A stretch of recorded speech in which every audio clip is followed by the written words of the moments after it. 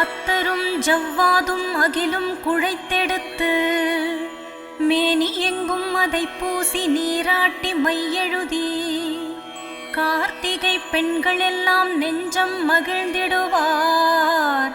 தோரணமலையானே திருப்பள்ளி எழுந்தருள்வாய்.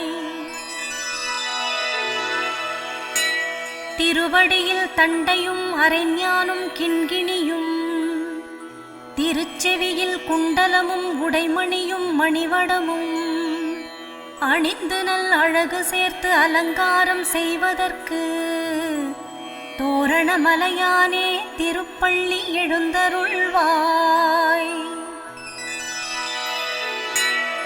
கொக்கென்று நின்றவனாம் சூரனவன் உடல் கிழித்து பிழை உணர்த்தி பேறு தந்த பெருங்கருணை பெருமானே, கொக்கரக்கோவென்று சேவல் கூவி சிலிர்க்கிறது தோரணமலையானே திருப்பள்ளி எழுந்தருள்வாய்.